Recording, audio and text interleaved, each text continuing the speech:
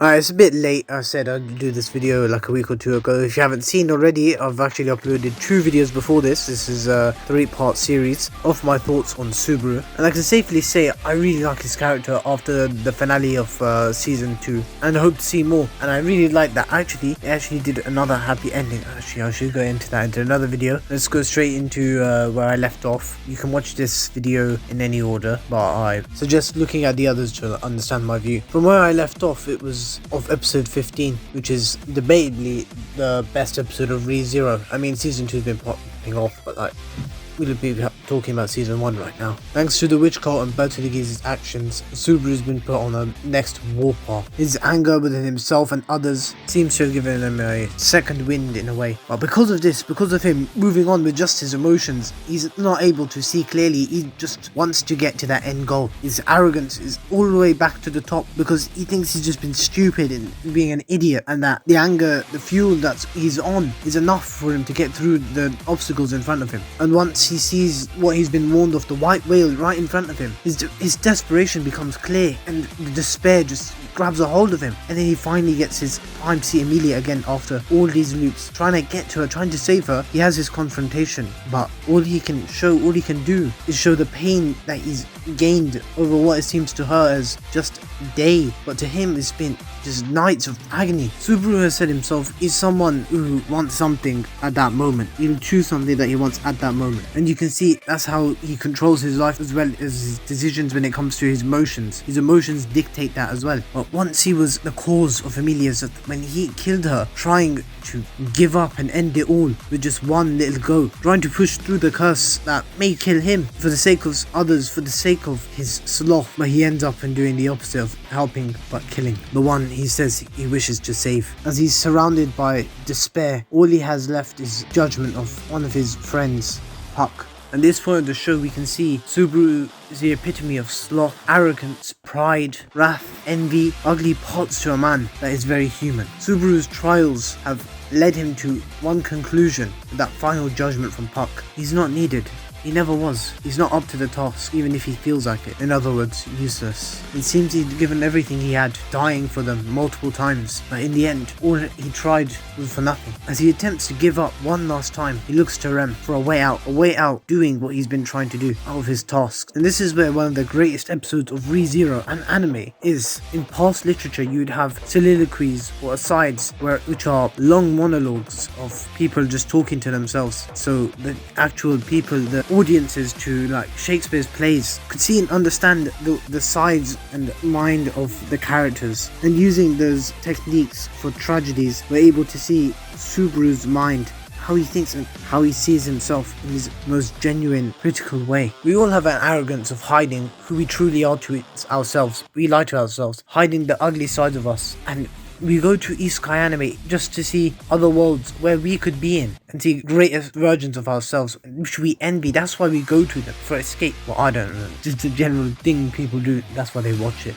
And this is a scene you don't want to see. Just like before when he had his argument with Amelia, the ugly side of humans and characters. That's what makes him such a genuine person, and that's where you have to feel bad for him. He's actually looking at himself and showing the world, not even showing that he knows, and he hates it, and he hates himself despite how he acts. Someone who wouldn't give up, someone who's stubborn that we'd all see as stupid but a good person, is giving up, and he shows he really hates himself. People hated him because they saw the good stuff in him and didn't and wanted to be that but couldn't, and now they hate him for the fact that they feel just like him. But Rem teaches us that, and Subaru, the person we see of ourselves isn't the only one that everyone else sees. Rem's genuine affection brings him back from the depths of his own darkest hate and brings us the hero that the world needs, that we need to see. I'd go more on about this, but I think this scene's self-explanatory. And from here we get a greater arc of Subaru wanting to be a hero for others, not just himself. And in a way has become even greedier than ever. And the thing is,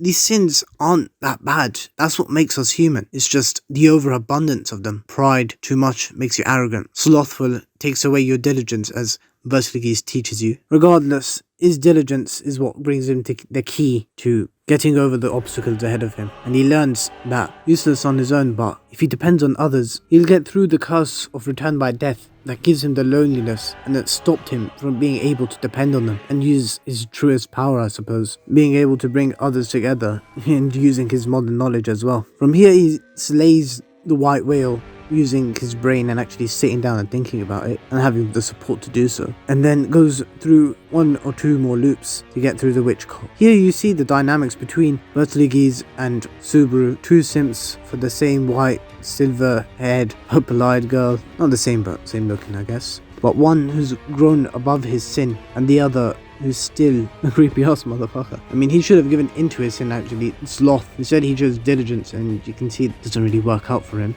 There's because Puck actually states that he should be able to use more than the actual hands, the unseen hands he's using. He's not compatible with the sloth factor. Well, there's obviously reasons behind this. I mean, it's 3-0. And from here, you get to the ending of season 1. Subaru's finally able to see through his arrogance and see how he was treating Emilia, and actually pans up. And because of that, he's able to try and basically get his feelings across to her of what he was trying to say before. And rather than showing it some ugly side, he's actually able to display his good side to her, his genuine one. And he's able to get through his message. Well, that's arc 3. There's arc 4, which is a whole ton, but I won't be making that into another video. I'm going to somehow do it in 2 minutes. Thanks to Echidna's magic, we're actually able to see Subaru's past and understand his character in such a better light. The things you'd see in season 1 that looked a little off and quirky, they're all explained with his backstory. That it all connects together.